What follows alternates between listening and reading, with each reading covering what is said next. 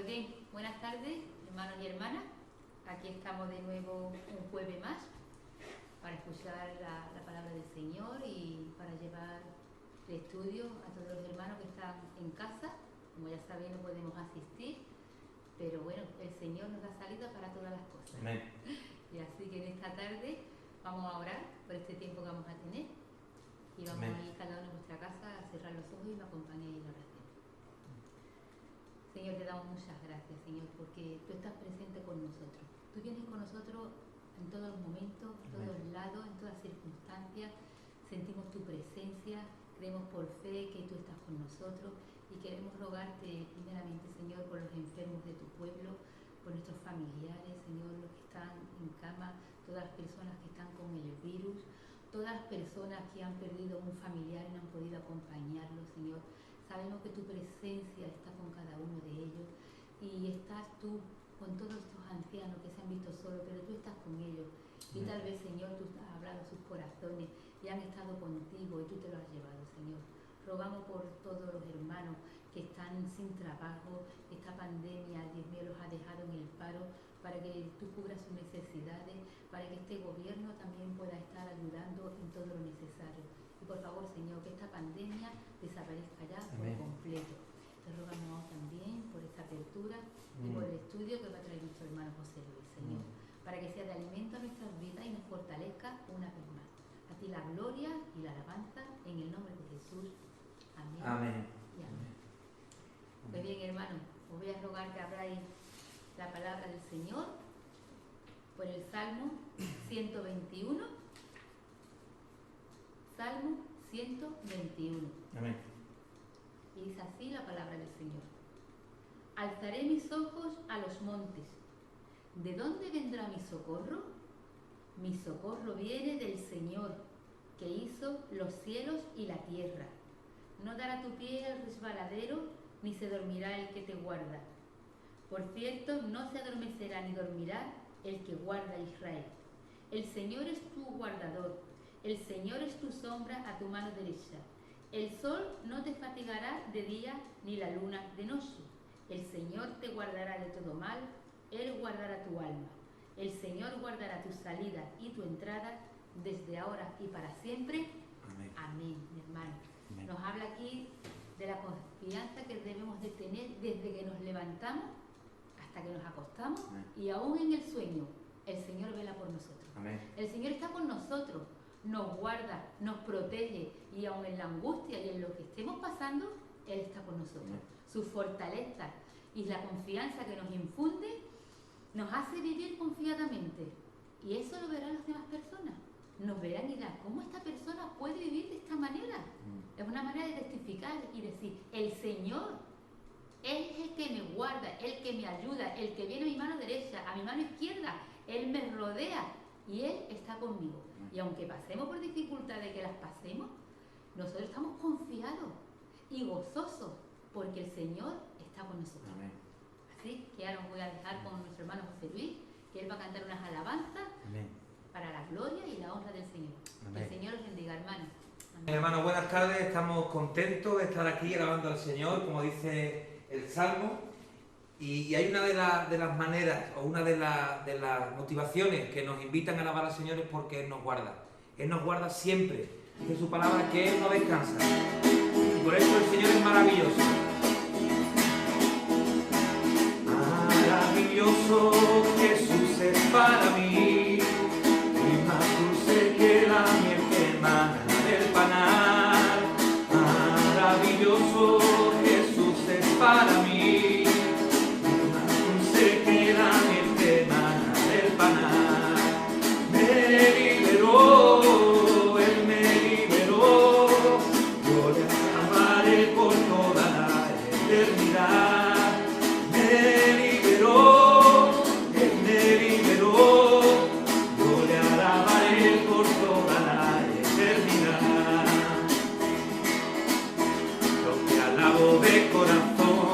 Te alabo conmigo, te alabo de corazón, yo te alabo conmigo. Y si me falta mi voz, yo te alabo con mis manos. Y si me faltan mis manos, yo te alabo con mis pies.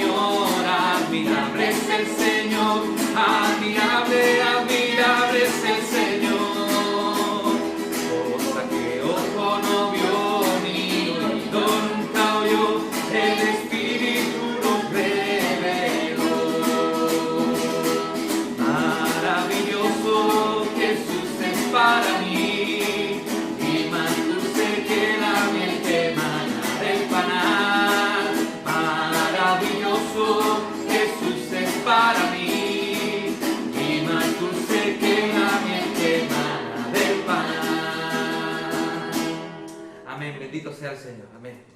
Vamos a pedir a nuestra hermana Nieve que ponga en este momento la palabra de Dios en sus manos y que, como dice su palabra, ahora que nosotros le hemos alabado, le hemos pedido perdón al Señor por nuestros pecados, ahora nuestros corazones estén receptivos a escuchar su mensaje para que nuestro espíritu lo entienda y lo pongamos por obra. Amén. Señor, queremos ahora escuchar tu palabra bendita. Gracias por haber dejado tú, Dios mío, tu legado. Como quieres tú que nosotros andemos, como por medio de ella hemos conocido, Señor, tu existencia. Y una vez más queremos que tú nos alimentes a través de tu palabra. Gracias por tu siervo José Luis, que se dispone, que tú le has hablado a él, para que tú hables ahora en nuestras vidas, Señor. Necesitamos fortalecernos cada día por medio de tu Espíritu Santo y a través de tu palabra. Necesitamos seguir adelante, Señor, fortalecidos con el alimento espiritual que tú nos das cada día. Necesitamos, Señor, de ti. Por eso en esta tarde te damos muchas gracias por la oportunidad que tú nos das, una vez más, de oír tu palabra, Señor. Gracias en el nombre de Jesús. Amén y amén. Bien, bendito sea el Señor que nos da su palabra, que nos da su enseñanza cada semana y que nos alumbra y que nos alimenta. Querido hermano, y siguiendo con el estudio del jueves anterior sobre ese amor que tenemos que tener por los demás, hablamos del amor al hombre o a la mujer que es mala, que dice el Señor que nosotros no resistamos al malo. No se refiere a Satanás, sino se refiere a las personas que nos hacen daño, que nos quieren hacer daño. Es decir, nosotros si resistimos ese mal, lo que estamos haciendo realmente es contaminarnos. Pero el Señor pasa de ahí, pasa a un segundo discurso un poquito más amplio. Y dice el Señor en Mateo capítulo 5, versículo 43 al 48, oísteis que fue dicho, amarás a tu prójimo y aborrecerás a tu enemigo.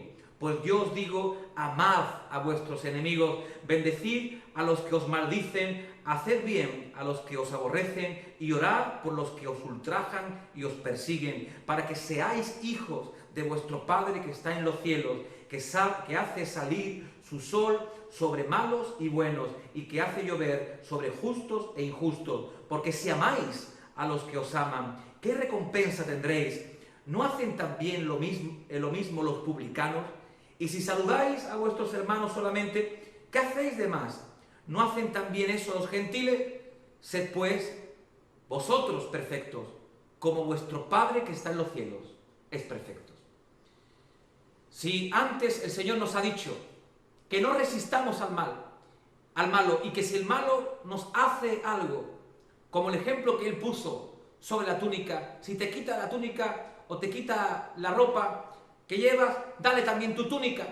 Es decir, en otras palabras, que no sigamos dándole pie a ese mal que quiere el enemigo que nos irrite, sino que realmente callemos y sigamos y dejemos en manos de la justicia eclesiástica o la justicia de tribunales las cosas que de verdad sean importantes, si en este caso nos han hecho un agravio importante. Pero nosotros, por nuestra justicia y por nuestra mano, no tenemos que tomarla. Ahora dice el Señor, a los enemigos, aborrecerás a tu enemigo. Era un dicho de los rabíes en aquel tiempo. Amarás a tu prójimo y aborrecerás a tu enemigo. ¿Dónde aparece eso en la Escritura? Ese mandamiento que decían los rabíes no era cierto, porque omite realmente el mandamiento y deliberadamente lo que toma es un añadido que no está en las Escrituras y es una interpretación errónea de ellos, de estos falsos maestros del tiempo de Jesús. ¿Qué omite? Omite la palabra cuando dice amarás a tu prójimo como a ti mismo. Como a ti mismo. El a ti mismo, ellos lo quitan y colocan aborrecerás a tu enemigo. Esto llamó la atención de Jesús escandalosamente.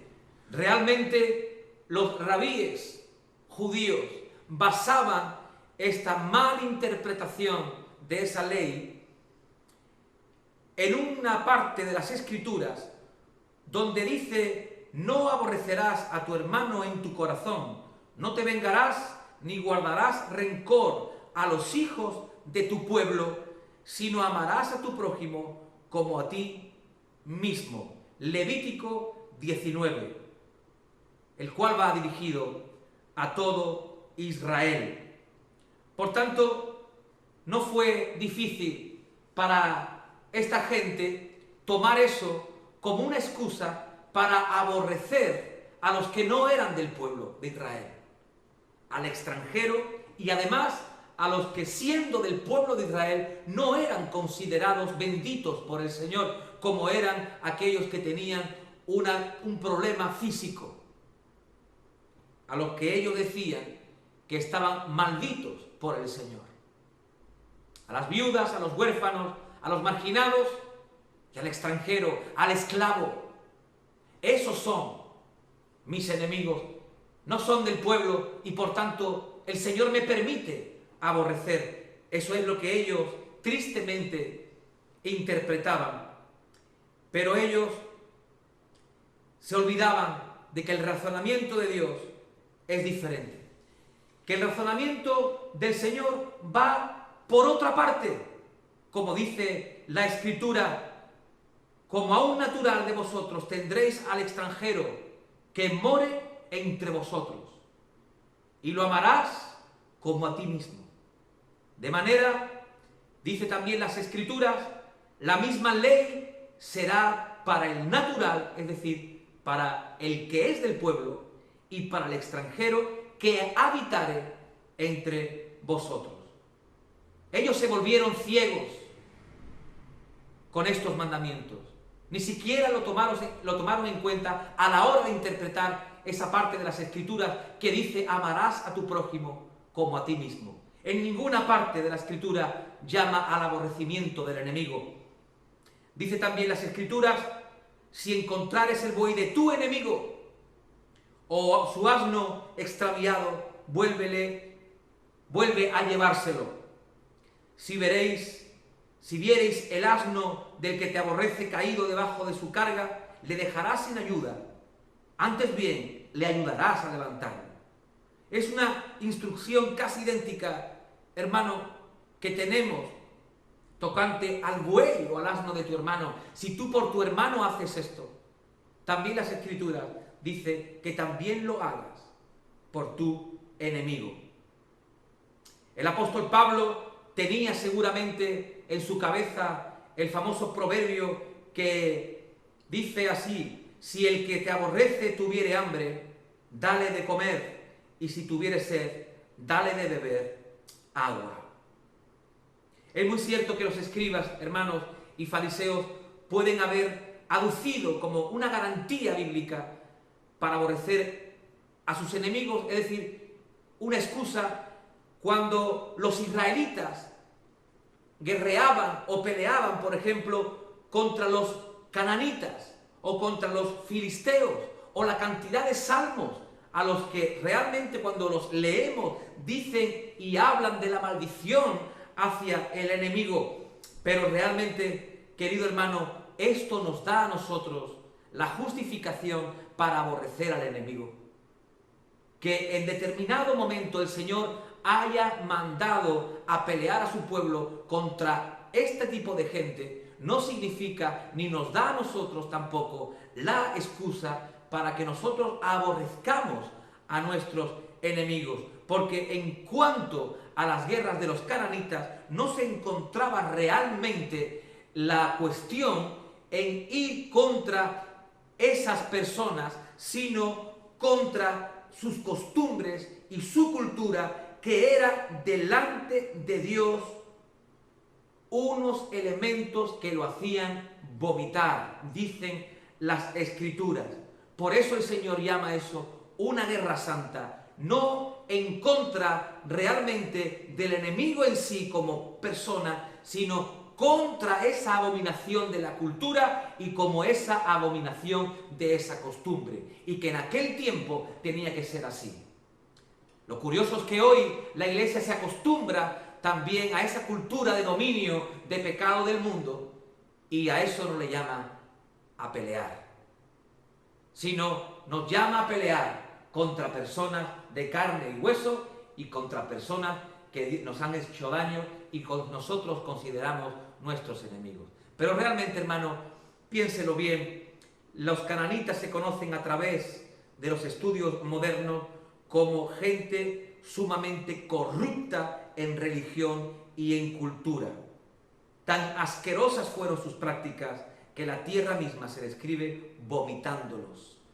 Cuando hablamos de los salmos que tantas veces leemos, que de alguna manera causan animosidad contra el enemigo, vemos claramente que David toma a esos enemigos, no como enemigos personales, sino enemigos de Dios. Y lo estima David como enemigos propios. Es decir, David plantea la cuestión diferente a cómo nosotros la cuestionamos o la interpretamos hoy. Vemos a alguien que nos hace daño y rápidamente lo identificamos como un enemigo y aclamamos a Dios por su destrucción. David, al contrario, lo que hacía era observar si esta persona, aquella persona, era primero enemiga de Dios. Y si era enemiga de Dios, él lo consideraba como enemigo propio. Por eso, de alguna manera, y entre comillas, Stott habla del aborrecimiento perfecto, que invita a Dios al momento siguiente a que lo examine y conozca su corazón y lo pruebe y conozca sus pensamientos para ver si hay en las oraciones nuestras perversidad y en nuestros caminos.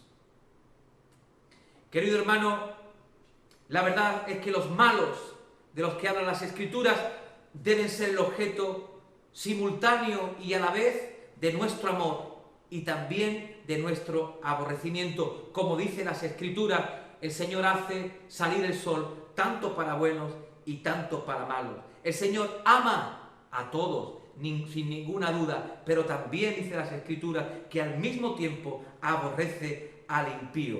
Aborrecerlos es desear con igual ardor que si ellos obstinadamente rehúsan arrepentirse y creer en Dios, caigan bajo el juicio de Dios. Es decir, en otras palabras, lo que estamos intentando decir es que nosotros clamamos y oramos para que todos lleguen al conocimiento y al arrepentimiento del Señor. Y también clamamos y oramos para que todos aquellos que no lleguen por causa propia y aborrezcan a Dios, también Dios haga su justicia en ellos. Porque es lo justo y es lo que nos enseñan las Escrituras. Así pues, Jesús contradijo esa adición mal interpretada que ellos habían realizado, una distorsión de la ley, diciendo: la gente os ha dicho que amarás a tu prójimo y aborrecerás a tu enemigo. Bien, pues yo os digo, amad a vuestros enemigos. ¿Y sabéis por qué? Porque es vuestro prójimo. Él lo ilustrará más tarde en el sermón o en la parábola, mejor dicho, del buen samaritano. A diferencia del pensamiento judío de la época, mi prójimo no es el de mi misma raza, el de mi misma religión o aquel que yo considero que hace lo mismo que yo, sino que mi prójimo puede incluir a personas que no son de mi pueblo. Incluso puede ser mi enemigo, como eran considerados los samaritanos para el pueblo judío. Querido hermano, nuestro prójimo en el vocabulario de Dios incluye, como dicen las Escrituras, a nuestro enemigo. Lo que constituye nuestro prójimo, o lo que constituye realmente a nuestro prójimo, es simplemente que es una persona en necesidad, cuya necesidad conocemos y estamos en alguna medida obligados a aliviar. Eso es lo que te está diciendo la Escritura. Así que el estudio nos lleva a la pregunta siguiente: ¿cuál es entonces nuestro deber para con nuestro prójimo, se trate de un amigo, de un hermano o de un enemigo? dice la palabra, debemos amarlo. Más aún, si añadimos después las cláusulas que aparecen en el relato que Lucas hace del sermón, nuestro amor por Él debe expresarse, no solamente con palabras, sino con hechos y con nuestras oraciones. En primer lugar, con hechos, amad a vuestros enemigos, haced bien a los que os aborrecen, haced bien a los que os aborrecen, amad a vuestros enemigos y haced bien. A los que hacen bien se los desprecia en el mundo de hoy y sin duda, evidentemente, trata con aire un poquito como si nosotros fuéramos necios o tontos. Pero el Señor, cuando quiso decir haced bien, lo que significa es que nuestro servicio sea un servicio práctico, un servicio humilde y un servicio sacrificado para todos aquellos que pasan necesidad. El amor en acción, amado hermano, amada hermana, el amor en acción es mucho más terrible que el amor en los sueños. Nuestro enemigo procura nuestro daño, nosotros debemos procurar su bien, porque así es como Dios nos ha tratado a ti y a mí. Fue, dice la palabra, siendo enemigos, que Cristo murió por nosotros para reconciliarnos con Dios. Y si Él mismo se dio a sí mismo por sus enemigos, tenemos que darnos a nosotros mismos por los nuestros. Sin embargo, las palabras pueden también expresar nuestro amor, acción y amor. Tanto las palabras dirigidas a nuestros mismos enemigos como las palabras que dirigimos a Dios a causa de ellos. Como dice la palabra, bendecid a los que os maldicen. Si ellos piden que descienda el desastre y la catástrofe sobre nuestras cabezas, nosotros debemos vengarnos diciéndole al Señor que sean bendecidos por Él, que lo conozcan, que lleguen al conocimiento de Dios, para que cambien su manera de pensar. Y por último, hermano, también el Señor nos llama, de alguna manera, a dirigir nuestras palabras a Dios en todo tiempo por estas personas. No conocemos ciertamente a todos nuestros enemigos, pero incluimos también a los enemigos que desprecian el Evangelio. Por eso nosotros cada día tenemos que orar por todos aquellos que no solamente son enemigos propios y personales, sino que también son enemigos de Dios, que hacen mal, que llevan sus ideas y prácticas pecaminosas a un nivel grande en este mundo para corromperlo. Oremos por ello, para que el conocimiento, igualmente, que hemos hablado antes para nuestros enemigos personales, lleguen a su vida y les dé luz. Pero también oremos para que, si no es así, y ellos conocen las Escrituras, sea el Señor mismo también el que los enseñe y el que los castigue, y no nosotros,